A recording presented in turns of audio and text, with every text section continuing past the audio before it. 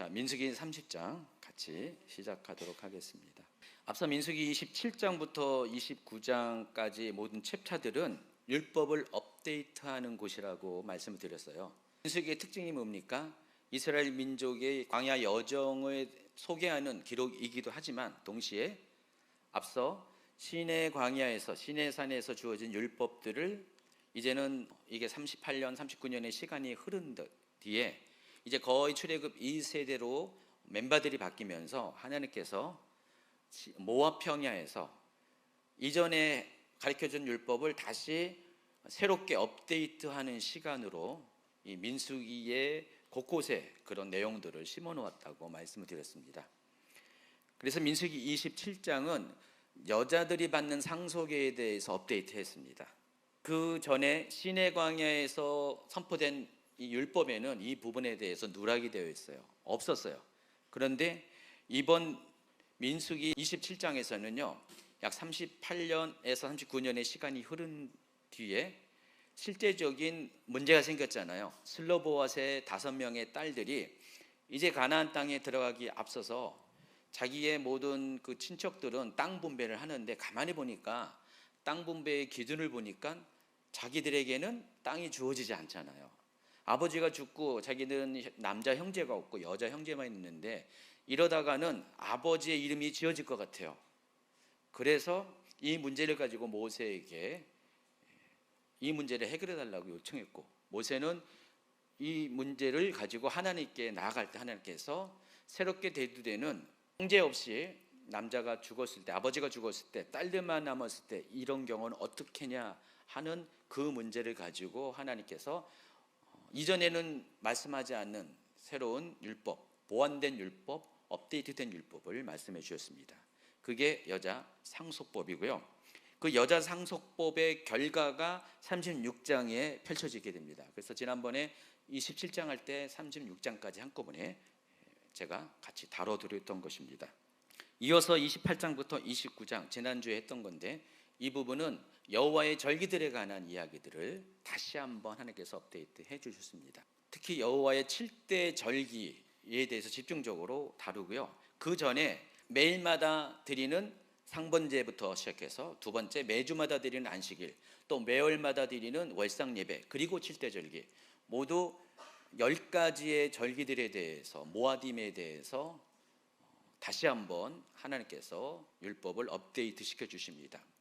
자, 그런데 레위기 23장에는요 안식일부터 시작하는, 여기서는 상번제와 그 월삭은 기록되지 않았어요. 레위기 23장에는. 자, 이 부분은 다른 성경에 기록이 되어 있고요. 레위기 23장에는 모두 8가지의 절기들에 대해서 구체적으로 소개를 하는데 이 부분에 대해서 설명할 때 절기들의 특징과 성격에 대해서 기록을 했습니다. 자, 그런데 그때 누락된 부분이 있습니다. 설명하지 않은 부분이 있습니다. 뭐죠? 절기들 때에 드리는 제사를 어떻게 드릴 건가에 대해서는 구체적인 설명이 없었어요. 그래서 민수기 28장과 29장에는 그 부분들에 대한 집중적인 그런 티칭이 여기 기록이 되어 있습니다. 그래서 28장과 29장에는 거의 대부분이 그 절기들에 드리는 제사가 어떻게 드려지는가, 제사에 드리는 제물이 어떤 것인가, 번제로부터 시작해서 또 소제, 또 전제, 그리고 속제제, 또 뒷부분에는 화목제까지 이르기까지 모든 그런 제사 제도의 구체적인 방법들에 대해서 28장과 29장에 한 번 더 설명이 되어 있습니다. 레위기 23장과 민수기 28, 29장을 합치면은 절기에 대한 전체적인 윤곽이 나오는 겁니다. 30장도 민수기 30장도 마찬가지입니다. 민수기 30장도 기존에 하나님께서 말씀하신 서원과 서약에 관련된 기존의 율법을 업데이트하는 내용으로 이 30장 전체가 진행되고 있습니다. 그래서 민수기 30장 1, 2절을 한번 읽어주세요. 모세가 이스라엘 자손 지파의 수령들에게 말하여 이르되 여호와의 명령이 이러하니라. 사람이 여호와께 서원하였거나 결심하고 서약하였으면 깨뜨리지 말고 그가 입으로 말한 대로 다 이행할 것이니라. 출애굽부터 시작해서 출애굽기, 레위기, 민수기, 또 앞으로 신명기, 여기에 나오는 모든 율법들은 다 여호와께서 명령하신 것입니다. 사람이 가르친 것이 아니라 모세는 단지 그 가르침의 통로의 역할만 한 것이고 모든 것이 다 여호와의 명령으로 주어진 겁니다. 모든 율법이 하나님으로부터 온 겁니다. 하나님께서 이렇게 하라. 사람의 의논과 연구를 통해서 생긴 게 아니라 전적으로 하나님께로 온 것임을 율법을 설명할 때마다 하나님은 명확하게 말씀하십니다. 여호와의 명령이 이러하니라. 그래서 사람이 여호와께 서원하였거나 결심하고 서약하였으면 어떻게 해라? 깨트리지 말고 그가 입으로 말한 그대로 다 행할 것을 명령을 하고 있습니다. 자, 그런데 여러분, 서원과 서약에 관한 율법들은 이미 신의 광야에서 신의 율법을 통해서 대부분이 주어졌습니다. 그 내용들이 레위기 27장과 민수기 6장에 기록이 되어 있습니다. 그래서 여러분, 레위기 27장에 보면은 사람으로 서원하는 방법, 짐승으로 서원하는 방법, 가우로 서원하는 방법, 토지로 서원하는 방법, 처음난 생축으로 서원하는 방법, 이렇게 해서 5가지 방법으로 하나님께 서원하는 내용들이 기록이 되어 있습니다. 레위기 27장은 우리가 아직 레위기를 안 다뤘기 때문에 여러분이 이제 구체적으로 생각이 안 날 것입니다. 그래서 다시 한번 읽어보면은 이와 같은 주제를 가지고 기록이 되어 있음을 확인할 수가 있습니다. 서원의 방법은 여러 가지예요. 사람을 서원할 수가 있고요, 짐승으로 서원할 수 있고, 가옥과 토지로, 또 처음 난 그런 첫 태생으로 서원할 수가 있습니다. 그리고 27장 28절부터 29절에는 하나님께 바쳐진 헌물에 대해서 설명을 하고요, 또 그 다음 발락에서는 하나님께 구별된 11조에 대한 규례가 기록이 되어 있고요. 그리고 이제 민수기 6장으로 가면은 여러분 이 부분은 우리가 다뤘습니다. 나실의 서원 규례에 대해서 소개를 하고 있습니다. 자, 그런데 여기까지는 다 어느 시기에 하나님께서 가르쳐 주신 것이라고 했죠? 출애굽 초기, 바로 1년 전후의 시기에 하나님께서 이렇게 서원과 서약에 관한 규례들을 가르쳐 줬습니다. 어디서요? 신의 광야에서, 신의 산에서. 자, 그리고 이제 시간이 38년 내지 39년의 시간이 흐른 다음에 이제 이스라엘 백성은 광야를 맴돌다가 마침내 가나안 땅에 들어가기 직전에 모압 평야에 도착을 합니다. 모압 평야에 도착할 때는 출애굽 1세대는 모두가 3명의 사람을 빼고 다 죽었어요. 모세와 여호수아, 갈렙을 뺀 모든 출애굽 1세대가 다 죽었습니다. 이제 출애굽 2세대가 남은 바로 그때에 하나님께서 오래전에 시내산에서 주셨던 율법을 새로운 세대에게 모세의 입을 통하여 다시 한번 가르쳐 주십니다. 그게 신명기입니다. 그래서 신명기는요, 다시 주어진 계명이다라는 뜻으로 신명기라는 이름이 주어진 겁니다. 자, 그런데 신명기의 내용에 앞서서 민수기에도 그와 같은 내용들이 실려 있습니다. 일부. 그래서 제가 민수기를 다루면서 10장 11절 이하에는 전부 다 그와 같은 내용들, 거기에 나와 있는 일반 여정과 사건을 제외한 모든 율법들은 신명기와 같은 그와 같은 의미에서 두 번째 주어진 율법이라는 설명을 해드린 겁니다. 민수기 30장에 기록된 서원과 서약도 마찬가지로 그와 같은 측면에서 여러분이 이해를 하셔야 됩니다. 자, 그런데 서원과 서약에 관한 것들이 앞에 27장과 민수기 6장에 기록이 되어 있는데 여기에는 빠진 게 있어요. 한 가지가 바로 오늘 소개해드리는 여자의 서원에 관한 규례가 거기에는 없습니다. 그리고 하나님께서 이곳에서 추가시켜 주시는 거예요. 왜 추가시켜 주셨을까요? 필요성 때문에 그렇습니다. 그때는 잘 인식하지 못했고 아마 저는 하나님이 몰라서 그런 건 아닌 것 같아요.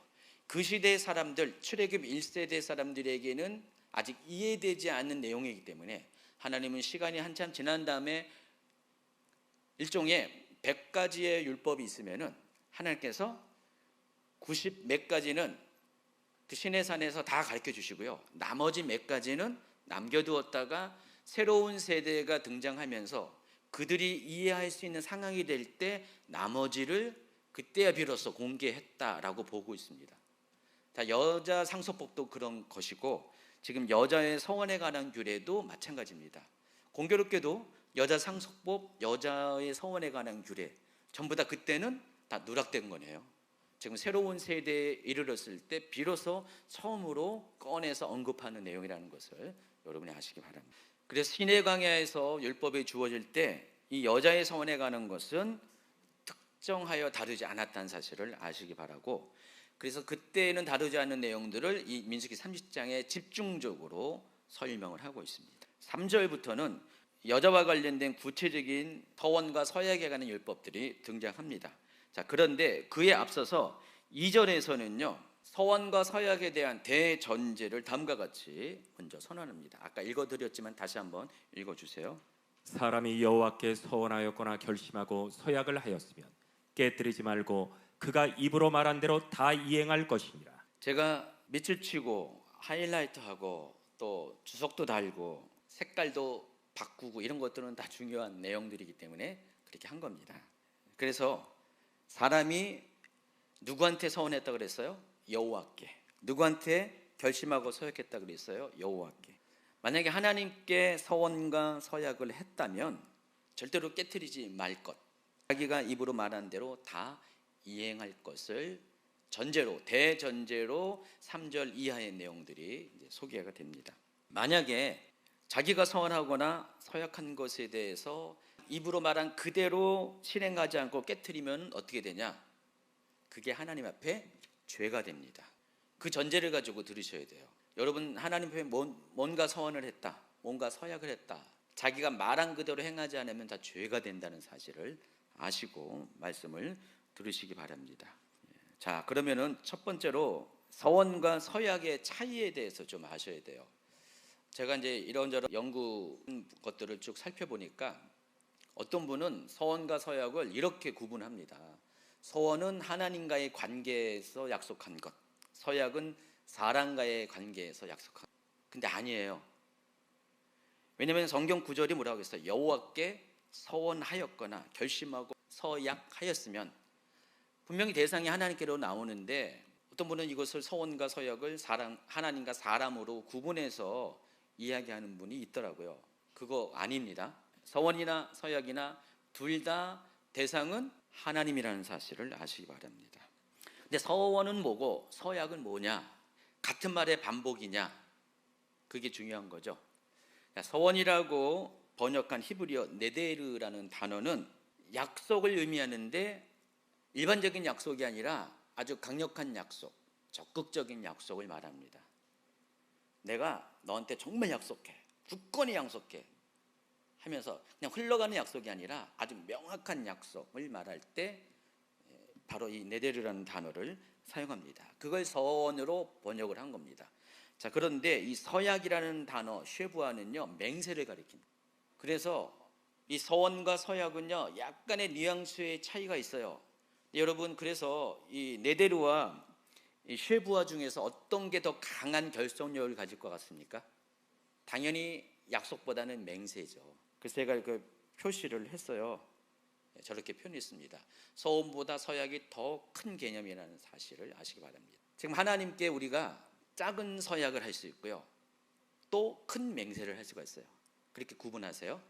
어떤 경우는 작은 서원에 해당하고요, 어떤 경우는 맹세에 해당할 수가 있습니다. 그러나 이 두 가지 모두가 하나님께 행했던 것이라면, 하나님과의 약속이라면 어떻게 돼요? 반드시 자기가 말한 그대로, 토시 그대로 지킬 것을 명령을 하고 있습니다. 왜냐하면 하나님도 우리와 약속하면 어떻게 됩니까? 하나님은 자신의 이름을 걸고 약속하죠. 그래서 하나님은 토시 그대로 하나님도 우리와 약속한 그대로 지키십니다. 왜냐하면 하나님은 그 속성이 신실하신 분이기 때문에 그래요. 약속을 지키시는 분, 믿을 만한 분이기 때문에 하나님은 그 말에 있어서 시건한 분이 아닙니다. 그냥 말하고 끝나는 분이 아니에요. 사람과의 약속은 그냥 말하고 지키지 않을 때가 있어요. 그런데 하나님과 우리와의 사이의 약속은 하나님으로부터 우리를 향한 약속도 마찬가지지만은 우리가 하나님에 대해서 한 약속도 반드시 지켜져야 됩니다. 근데 여러분 보통 일반적으로 맹세는 거의 안 해요. 하나님 앞에. 그러나 서원 정도는 해요. 근데 맹세를 어기면은 절대로 안 되지만은 서원을 어기면은 좀 약한 것 같아가지고 여러분 그 서원을 안 지킬 수도 있을 것 같아요. 근데 그럼에도 불구하고 여호와께 한 하나님께 한 서원과 그 서약이라면은 반드시 입으로 말한 그대로 지켜 행할 것을 지금 명령을 하고 있습니다. 여러분이 책임을 지셔야 된다는 것입니다. 사람과의 관계에서는 자칫 그러지 않을 수 있지만 하나님과의 관계에서는 그렇게 하셔야 돼요. 그렇게 하셔야 될 이유가 한 사회의 신실성을 평가하는 기준이 되는 것이 사람이 약속한 것을 지키는 겁니다. 맹세한 것을 이루는 것이 한 사회를 지탱하는 그런 기준이 된다는 것입니다. 한 사회가 정말 윤리적이냐 도덕적이냐라고 할 때 그것을 평가하는 여러 기준 중에 하나가 그 사회가 거짓되냐 거짓되지 않느냐를 통해서 우리가 그 사회가 공동체가 정말 신실한 사회인지를 확인할 수가 있습니다. 가령 제가 여러분에게 뭔 말을 하는데 제가 말을 해놓고 번번이 약속을 안 지켜봐요. 어떻게 여러분이 목회자를 신뢰할 수가 있습니까? 근데 제가 봐도요 100가지 얘기하면 한두 가지는 못 지킬 때가 좀 있어요. 그래서 제가 시간이 갈수록 약속을 되도록 안 하려고 노력을 하고 있어요. 옛날에는요 저도 말을 꺼내놓고 지켜줄 것을 생각하고 자신 있게 얘기했는데 시간이 지나 보니까 못 지키는 게 종종 생겨요. 그래서 나이가 들수록 아마 제가 조금 성숙해질수록 이 약속에 대해서 그냥 공연불되는 그런 것들을 안 하려고 노력을 합니다. 근데 그럼에도 불구하고 사람의 약속은 잘 지키지 못할 때가 종종 생깁니다. 어쨌든 제가 밥 먹듯이 말하고 밥 먹듯이 약속을 안 지키면 어떻게 돼요? 말은 안 해도 여러분 말은 안 해도 목사님 말씀 못 믿어. 뭐 말을 해봤자 뭐해? 또 안 지킬 건데 신뢰가 땅에 떨어질 수밖에 없습니다. 여러분 각각 개인의 성도들 간에 권사님과 권사님끼리 이야기하는데 항상 A라는 권사님이 항상 큰 소리로 자신 있게 말하지만은 지키는 게 없어요. 그럼 B 권사님이 그분을 어떻게 생각합니까? 저분 말은 일단은 제껴두고 봐야 돼 라고 하면서 신실성을 의심합니다. 우리 공동체가 다 그래봐요. 이 교회는 어떻습니까?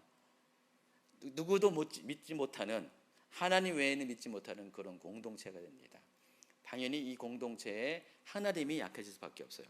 그런데 어느 공동체는 정말로 다 100% 지켜요. 말한 것을 다 지켜요.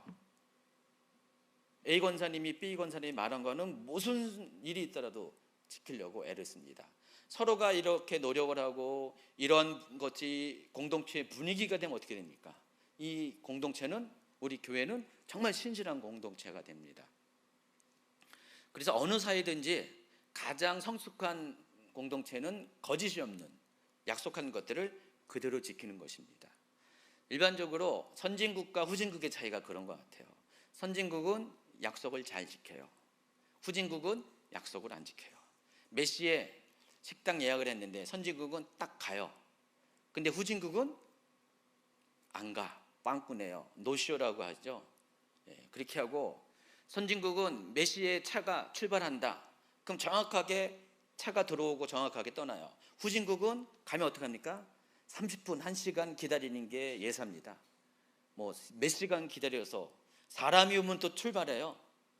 그게 후진국이에요. 그러니까 약속을 지키냐 안 지키냐가 굉장히 중요합니다.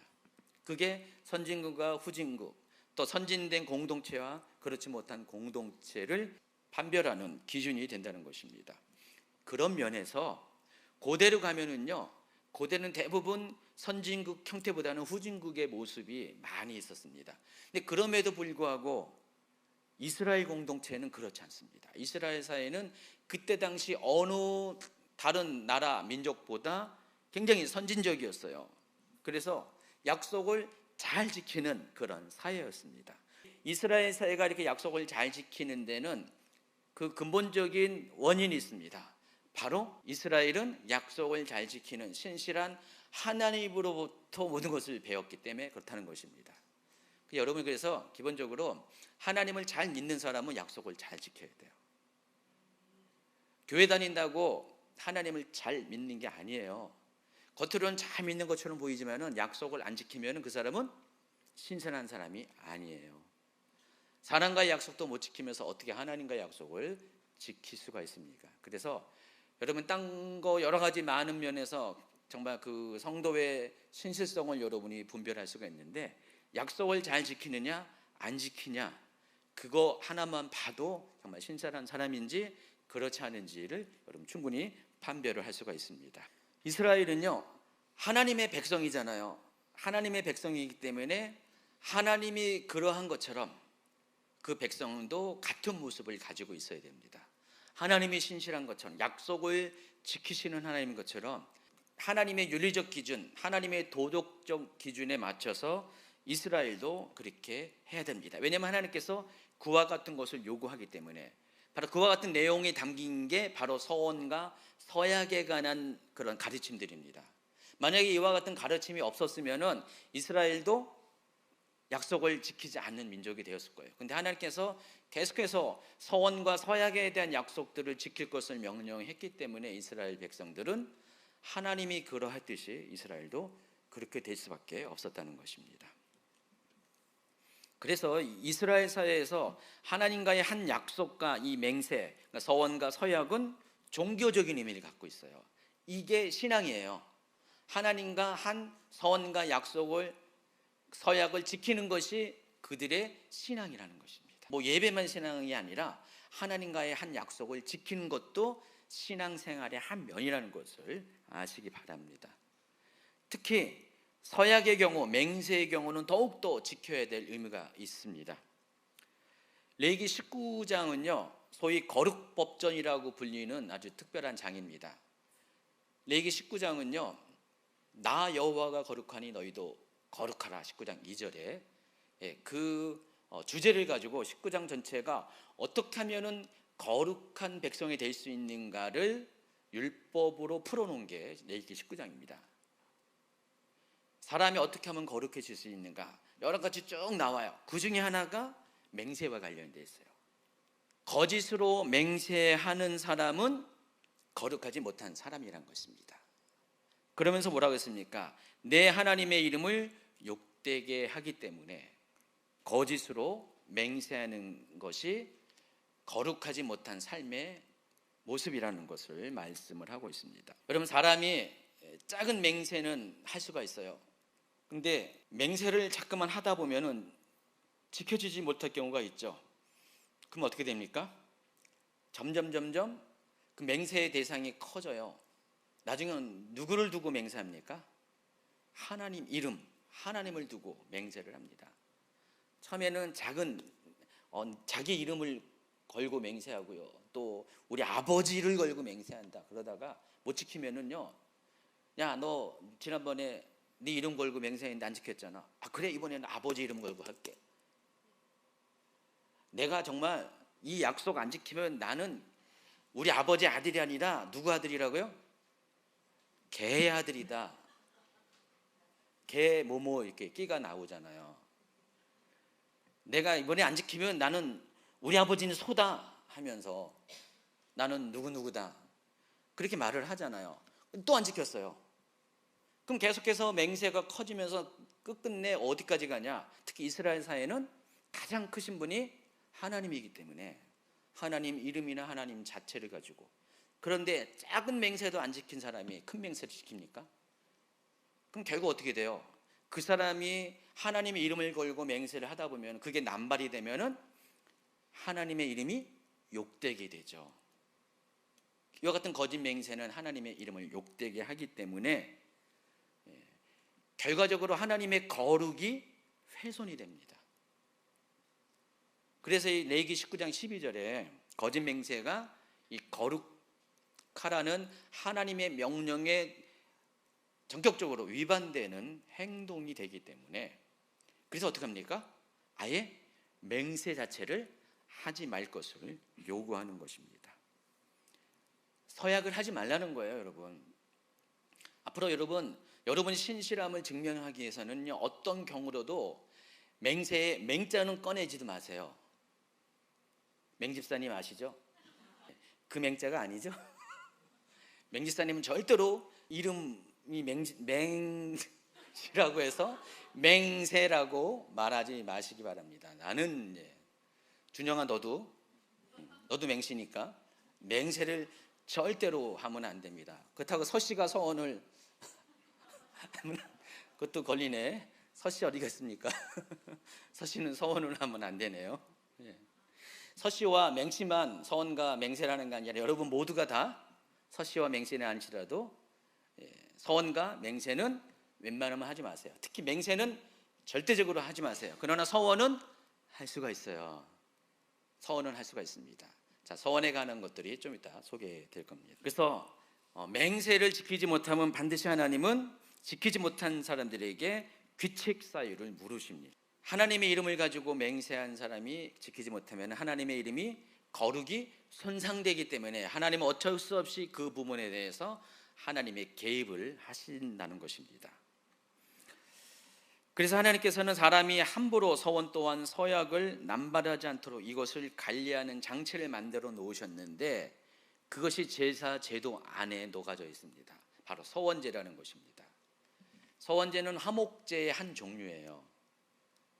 화목제는 동물로 드리는 4가지 제사 중에서 한 가지입니다.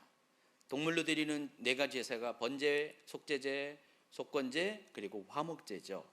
그리고 식물로 드리는 게 소제가 있습니다.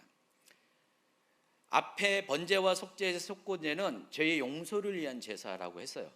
근데 화목제는 죄의 용서와는 상관이 없어요. 화목이라는 단어 자체가 관계의 문제잖아요. 죄의 용서를 받은 사람이 이제는 하나님과의 관계에서의 화평을 위해서 드리는 제사입니다. 그것이 또 사람과의 관계까지 연결이 되겠습니다. 파급이 됩니다. 그런 측면에서 서원제는 뭐예요? 하나님과의 관계 안에서 드리는 제사라는 것입니다. 하나님, 내가 하나님을 너무 사랑해서 하나님이 나를 죄를 용서하고 나를 이렇게 온전케 하셔서 나는 하나님께 내 삶을 이렇게 헌신하겠습니다. 맹세는 아닙니다. 아직 서약까지는 가지 않았어요. 하나님께 이렇게 자신의 삶을 드릴 때 말로만 하지 말라는 겁니다. 말로만 하지 말고 제사를 통해서, 의식을 통해서 자신의 결단과 결심을 내보이라는 것입니다. 그래야만 어떻게 됩니까? 서원제를 통해서 자신의 결단을 하나님께 보여주었과 동시에 다른 사람들도 다 봤어요. 자기 입술로만 한 게 아니라 바로 이 제사를 통해서 하나님 앞에 딱 도장을 딱 찍은 겁니다. 그럴 경우는 어떻게 됩니까? 대부분 서원을 지킬 수밖에 없어요. 근데 말로만 하면은 서원을 지키지 못할 수가 있어요. 여러분, 그래서 오늘날도 이 부분이 적용이 충분히 가능해요. 하나님과 여러분과의 관계 안에서 어떤 서원을 하느냐에 따라서 하나님과 나만의 비밀로 두지 마시고요, 뭔가 어떤 특별한 행동을 하심이 참 좋아요. 저도 20대 초반에 하나님께 서원을 했어요. 여러분 종종 경험하는 그런 내용인데, 제가 23살 때 군대에서 제대를 해가지고 아직 머리가 채 자라지 않는 스포츠 머리인 상태에서, 그때가 8월 13일 날 제가 제대를 했거든요. 한 9월 달쯤 돼서 잠실체육관에서 집회가 있었어요. 메인 스타디움에서 한 10만 명 모이는 그 집회가 있었어요. 그때 제가 교회 친구들과 같이 그 집회에 참석을 했는데, 맨 3층 꼭대기 즈음에서 앉아 있었는데, 그때 이제 집회가 이제 마무리되면서 항상 그렇잖아요. 그때 당시에 요즘 헌신할 사람 나오라고, 손들라, 일어서라, 나와라. 그때 제가 군대에 제대한 지 안 됐기 때문에 열정에 충만했거든요. 충만해가지고요, 그때 벌떡 일어섰어요. 하나님 앞에 내 삶을 드리겠다고 헌신을 했어요. 나갔어요. 서원한 거잖아요, 그렇죠? 근데요, 언제부터 까먹은지 몰라도 그 이후에 제 기억 속에 그걸 잃어버렸어요. 기억을 못했어요. 그러다가 27세 되는 해에 어떤 사건을 계기로 하나님께서 어떤 예언 사역자를 통해서 그걸 딱 하나님이 드러내시는 거예요. 제가 예전에 그와 같이 하나님께 서원했던 내용들을 그분이 말하는 거예요. 그분 나는 모르는데 깜짝 놀랐죠. 그리고 다시 기억을 서원을 끄집어내 가지고 그 해에 제가 신학교를 갔잖아요. 그런 스토리가 있습니다. 아주 중요한 서원인데 사람은 까먹어요. 잃어버려요. 근데 만약에 제가 그때 이 서원제와 같은 특별한 어떤 뭔가를 했었으면 아마 기억을 그나마 덜 까먹고 막 그와 같은 삶을 살기 위해서 노력을 할 것인데, 제가 그와 같은 거 딱 서약을 해놓고 서원을 해놓고 복학을 해가지고 열심히 또 대학을 다니다가 고생만 하다가 주경야도 고생만 하다가 27살에 결국은 지금까지 했던 것 내려놓고 신학을 하게 된 겁니다. 근데 뭔가 그때 서원제를 드렸어야 되는데 그때 누군가 가르쳐주지 않았어요. 아무도 안 가르쳐줘가지고 진정 난 몰랐어요 그때는. 근데 여러분은 저와 같은 실수를 반복해서는 안 되겠죠. 하나님 앞에 정말 서원할 일이 있어요. 어떤 인생의 터닝 포인트가 될 때 하나님이 여러분에게 서원의 마음을, 동기를 불러일으킬 때가 있어요. 서원해도 돼요. 맹세는 하지 말라고 했지만은 서원은 하지 말란 소리는 안 했거든요. 맹세는 하지 마세요. 근데 서원은 할 수가 있어요. 그때 구약의 백성들이 서원제를 드리는 것처럼 여러분도 하나님 앞에 어떤 서원제와 같은 어떤 특별한 뭔가를 하나님 앞에 드리게 되면은 그것이 여러분과 하나님과의 관계에서 여러분의 기억이 소실되지 않도록 묶어주는 역할을, 장치 역할을 하게 된다는 것입니다. 각각 사람마다 다 다를 수가 있겠죠. 어떤 방식으로든지 하시기 바랍니다. 또 작은 서원도 있을 겁니다. 하나님께서 나에게, 대부분 서원은 보통 내가 어떤 일을 이루고자 할 때 그것을 이루게 하시는 하나님을 기대하면서 내 믿음을 보이는 행위일 때가 많이 있어요. 그럼 하나님 내 인생 가운데 하나님 이런 일을 해주시기 바랍니다. 그럼 제가 이렇게 하겠습니다 라고 하나님과 일종의 계약을 맺는 겁니다. 쌍무 계약을 맺을 때 말로만 계약을 맺으면 항상 안 지키는 게 사람입니다. 그래서 그때는 어떻게 돼요? 그 서원에 해당하는 뭔가를 하셔야 돼요. 어떤 사람은 그게 재물이 될 수가 있어요. 하나님 앞에 서원 헌금을 드릴 수가 있어요. 어떤 사람은 어떤 하나님 앞에 내가 이런 행동을 하겠습니다. 어떤 특별한 무슨 행동이 있잖아요. 하나님이 기뻐하는 어떤 행동, 무슨 어떤 봉사, 섬김도 있고요. 여러 가지. 이런 것들을 하나님께 이렇게 하는 거예요. 그럼 하나님께서 얘가 말로만 하는 게 아니네. 진짜 약속한 거네. 진짜 소원하는 거네. 그래서 여러분 그냥 말로만 하는 소원보다 뭔가 행위가 딸려가는 소원은 하나님이 더 잘 들어주신 거예요. 그래서 그런 측면에서 서원제가 생긴 겁니다. 그래서 서원제는 그런 의미가 있어요. 레위기 22장 18절부터 서원제에 관한 율법이 나오는데 23절까지 읽어주시기 바랍니다. 아론과 그의 아들들과 이스라엘 온 족속에게 말하여 이르라. 이스라엘 자손이나 그 중에 거류하는 자가 서원 제물이나 자원 제물로 번제와 더불어 여호와께 예물로 드리려거든 기쁘게 받으심이 되도록 소나 양이나 염소의 흠 없는 수컷으로 드릴지니 흠 있는 것은 무엇이나 너희가 드리지 말 것은 그것이 기쁘게 받으심이 되지 못할 것임이니라. 만일 누구든지 선한 것을 갚으려 하든지 자의로 예물을 드리려 하여 소나 양으로 화목 제물을 여호와께 드리는 자는 기쁘게 받으심이 되도록 아무 흠이 없는 온전한 것으로 할지니 너희는 눈먼 것이나 상한 것이나 지체에 배임을 당한 것이나 종기 있는 것이나 습진 있는 것이나 비루 먹은 것을 여호와께 드리지 말며 이런 것들은 제단 위의 화제물로 여호와께 드리지 말라. 소나 양의 지체가 더하거나 덜하거나 한 것은 너희가 자원 제물로는 쓰려니와 서원 제물로 드리면 기쁘게 받으심이 되지 못하리라. 그래서 서원제는 항상 동물의 희생이 필요하고요.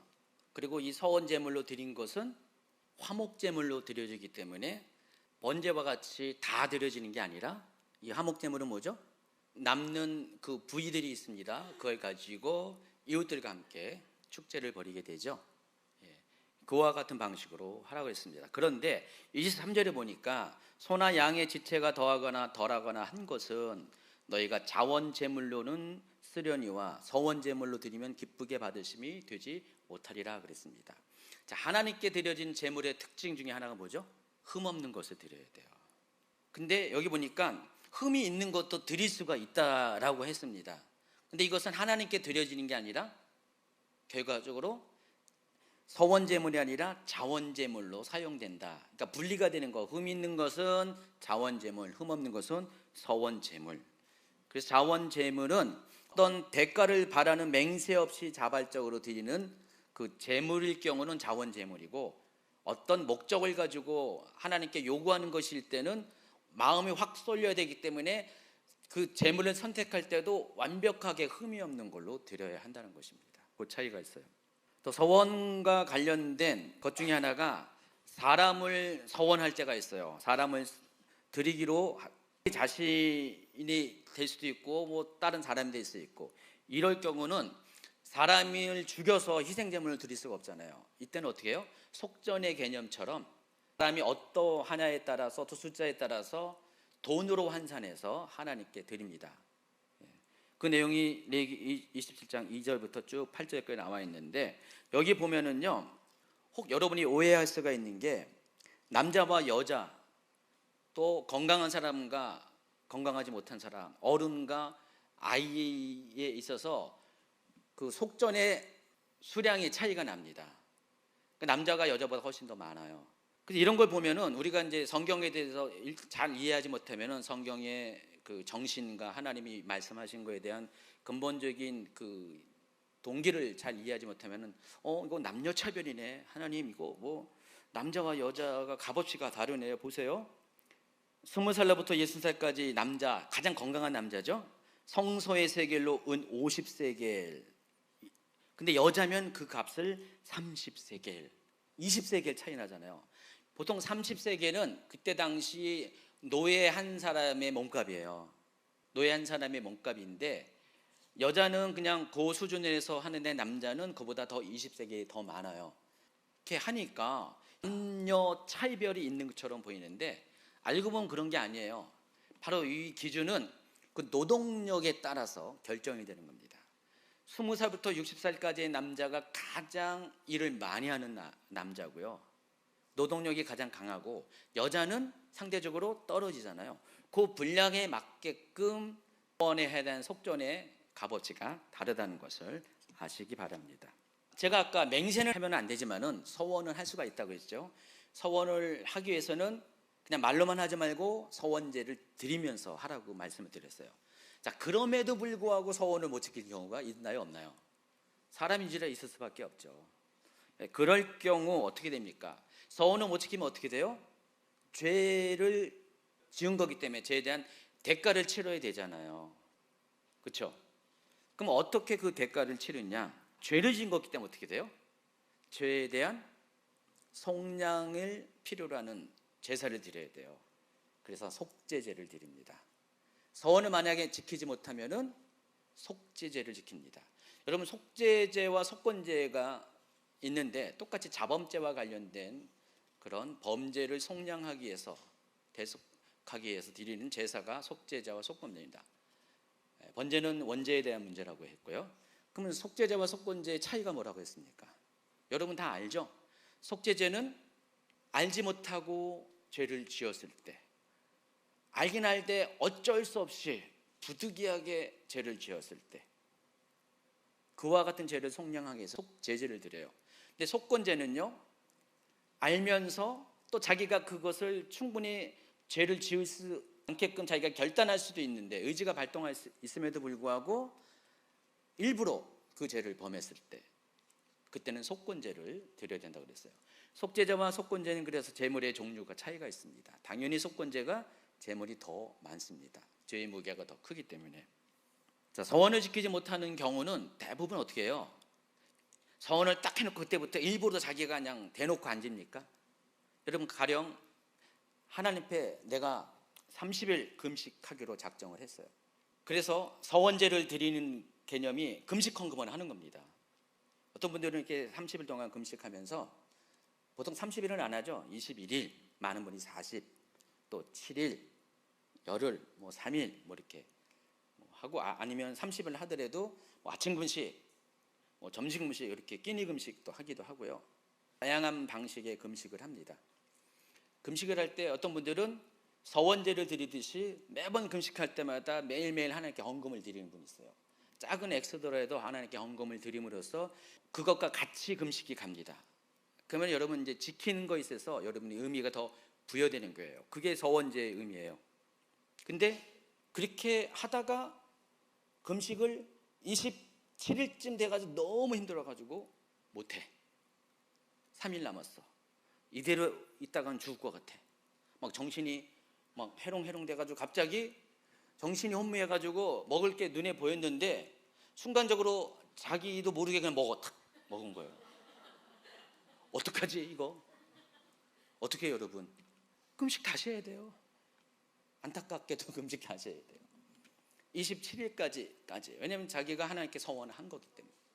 그렇죠? 처음부터 다시 해야죠. 대부분 다시 안 해요. 거기서 끝내요. 한 1년 뒤에 다시 할 수도 있죠.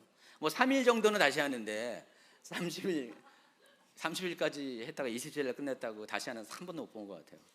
그럴 경우 어떻게 됩니까? 이럴 때 바로 속죄제를 드리라는 거예요. 하나님, 내가 약속을 못 지켰습니다. 내가 정말 그러려고 하지 않았는데 갑자기 헛것이 보여가지고 눈이 뒤집혀가지고 내 의지와 상관없이 나도 모르는데 내 손이 남의 손같이 느껴져가지고 내 입이 남의 입같이 느껴져가지고 들어왔네요. 입에 들어오니까 갑자기 기운이 생기면서 정신이 들어가지고 이거 뭐야 하면서 이미 윗속까지 들어갔는데, 그런 경우 하나님 다 이해하시죠. 그렇지만 서원은 서원이에요. 하나님 그거 갖고 뭐라고 이렇게 그러진 않으시면은, 이와 같이 대부분의 서원을 못 지키는 경우는 속건제사에 해당하지 않고요. 이렇게 부지불식간에 너무 이렇게 연약해서 어쩔 수 없이 죄를 지을 경우가 많이 있어요. 그래서 이런 경우는 속죄제를 드려서 자신의 요 실수한 부분에 대해서 해결을 받아야 됩니다. 레위기 5장 4절부터 6절까지가 그 이야기를 다루고 있습니다.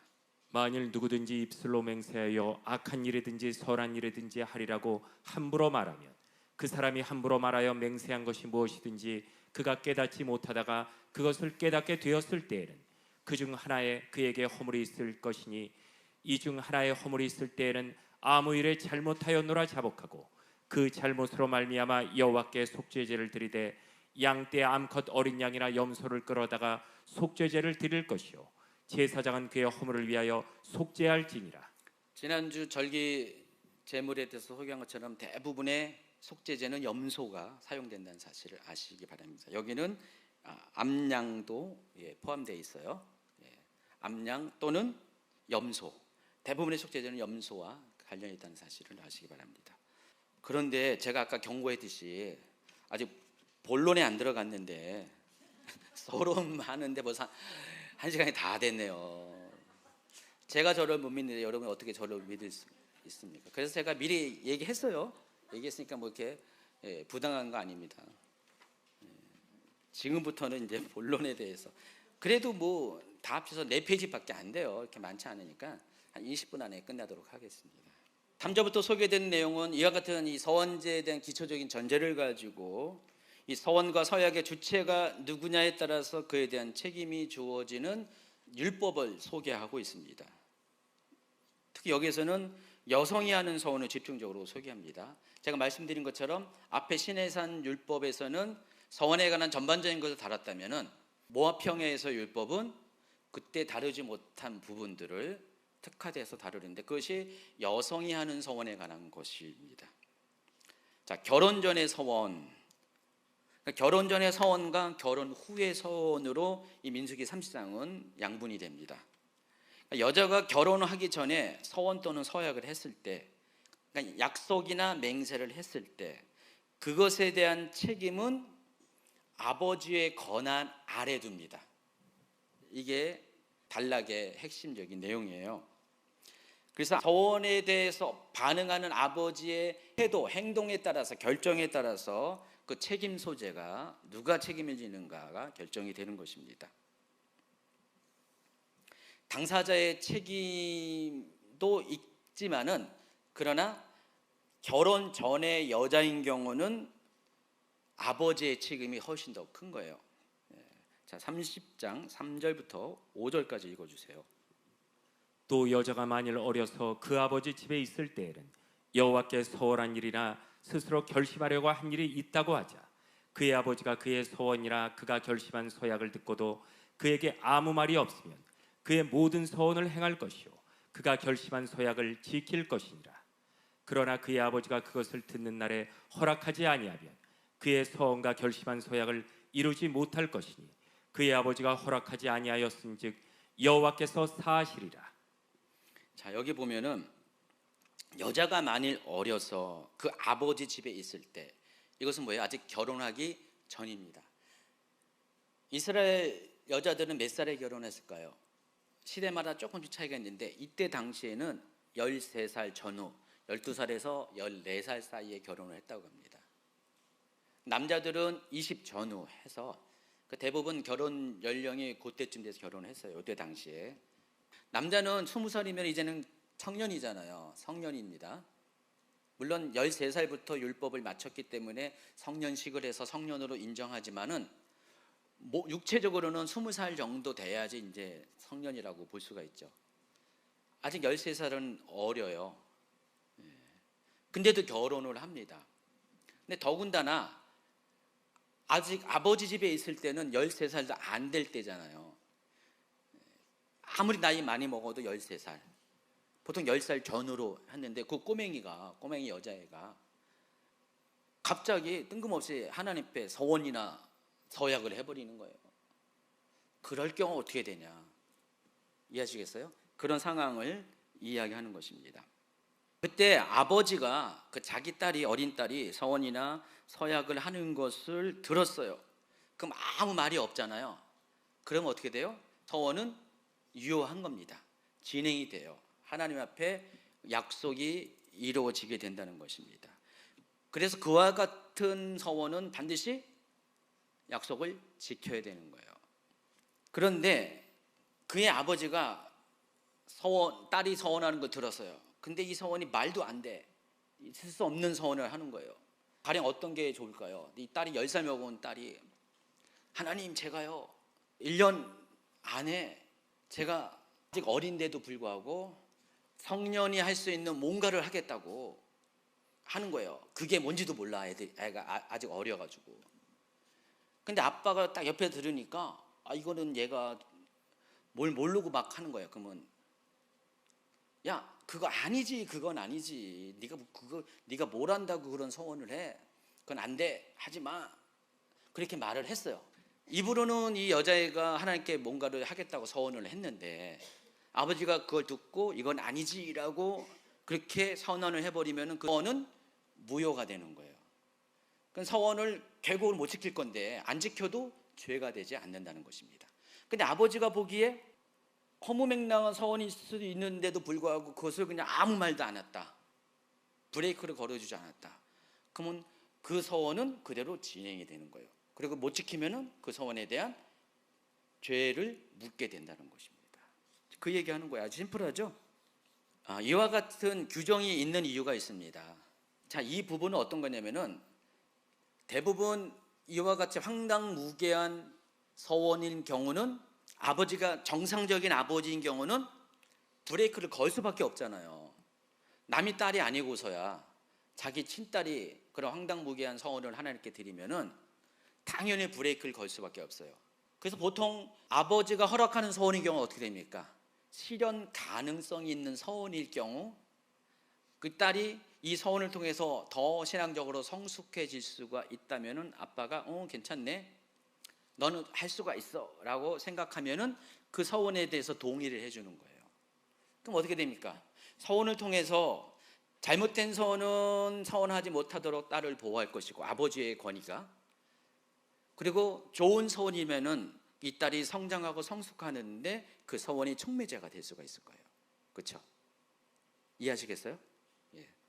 이제 그런 차원을 말하는 것입니다. 그래서 우리가 이걸 통해서 알 수 있는 게 뭐냐면은 하나님의 배려입니다. 어떻게 보면은 그 여성에 대해서 물론 어린 딸이지만은 여기는 남자의 서원에 대해서 나오지 않잖아요. 지금 동일한 나이의 남자에 대해서는 얘기 안 하고 왜 여성에 대해만 이렇게 얘기하냐? 어떻게 보면은 여성을 억압하기 위해서 이런 말씀하신 거 아니냐라고 생각할 수가 있는데 정반대라는 것입니다. 왜냐하면 여성은 사회적으로 더 약하고 연약하기 때문에 하나님께서 특히 여성을 더 보호하는 하나님의 배려가 아버지라는 울타리를 통해서 지금 씌워지고 있다는 사실을 아시기 바랍니다. 이것은 어린 여자아이를 딸을 보호하기 위한 아버지를 통한 하나님의 울타리예요. 비를 맞게 하지 않은 우산과 같은 역할을 하고 있다는 것입니다. 그래서 아무리 이 여자애가 너무 철딱선이 없어가지고 하나님의 별 이상한 서원을 한다 할지라도 아버지의 기준에 그 맞지 않는다면은, 딸을 사랑하는 아버지의 기준에 맞지 않는다면은 아버지가 그것을 듣고 노해버리면은 아무리 딸이 서원을 한다 할지라도 그것은 진행될 수가 없는 거예요. 결국 딸을 보호하는 거죠. 자, 그런데 이와 같은 아버지의 권한이 효력을 발생하는 기간이 있어요. 민수기 30장 5절 아까 읽어드린 건데, 그러나 그의 아버지가 그것을 듣는 날에 허락하지 아니하면, 딸이 그 말을 했을 때 그 말을 듣고 바로 그날에 그것을 결정해야 돼요. 근데 만약에 며칠이 지나버렸다, 생각을 하다가 아니면 바빠가지고 3일 전에 딸이 이런 엉뚱한 얘기를 서원을 했는데, 야, 너 그날 며칠 전에 그거 했어? 그건 안 되지, 절대 하면 안 돼 하는 그런 서원하면 안 돼 라고 했을 때 이미 끝나버렸다는 겁니다. 듣는 그날에 아버지의 제재가 있어야 한다는 것입니다. 여기서는 구체적으로 그 부분을 이야기하지 않고 잠시 스쳐가는 언어로 이야기했지만은 14절에 보면은 이제는 이제 그 서원의 울타리가 아버지에서 남편으로 넘어가는 그 단락이에요. 거기에서는 확실하게 이야기합니다. 30장 14절. 그의 남편이 여러 날이 지나도록 말이 없으면 아내의 서원과 스스로 결심한 일을 지키게 하는 것이니, 이는 그가 그것을 들을 때 그의 아내에게 아무 말도 아니하였으므로 지키게 됨이니라. 자, 마찬가지로 딸과 아버지와의 관계에서도 이것은 동일한 법으로 적용이 된다는 사실을 아시기 바랍니다. 자, 이 딸이 결혼했어요. 13살 지나서 결혼했어요. 자, 그런데 결혼한부터는 그 여자에 대한 그 울타리가 아버지에서 남편으로 넘어갑니다. 이 부분에 대해서도 좀 이따 뒷부분에 설명을 할 거예요. 왜 그러는지. 좀 이것 좀 보면 이것도 여자들 억울하게 느낄 수가 있는데, 안 억울해요? 요즘 페미니즘에 심취된 사람들은 이런 말을 하면은 성경이 전부 다 불만투성인데, 알고 보면은 하나님이 얼마나 여자분들을 더 사랑하는지를 알게 될 겁니다. 어쨌든 결혼 후에는 그 울타리가 아버지에게서 남편이 넘어갑니다. 전에는 아버지가 우산을 씌워줬는데 결혼하면은 남편이 우산을 써주는 거예요. 자, 30장 6절 7절 8절.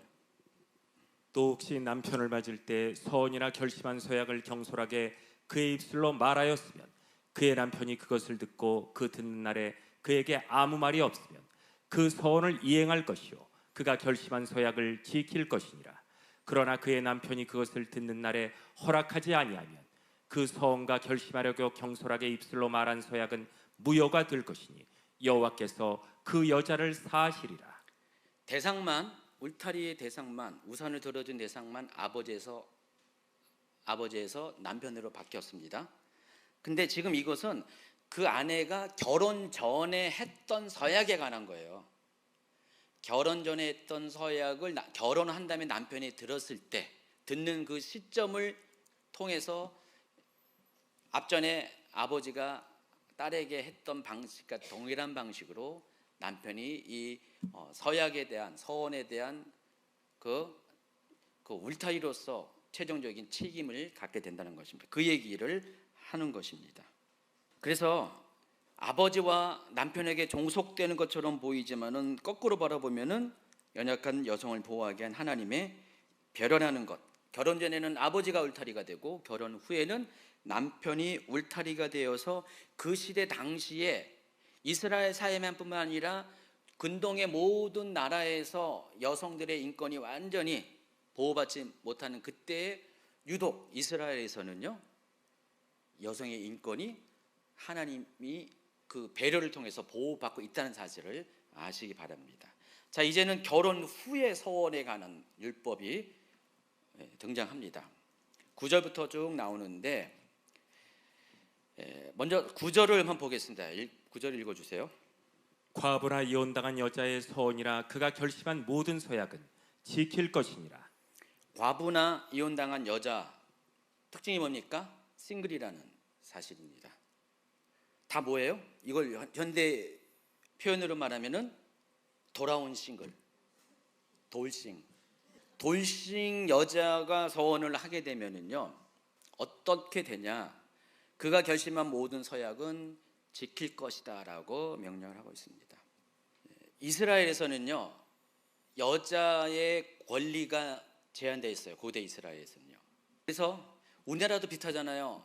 여자는 어릴 때는 아버지, 결혼해서는 남편, 또 남편이 죽으면은 아들. 그건 우리나라 지금 고대 이스라엘 똑같아요.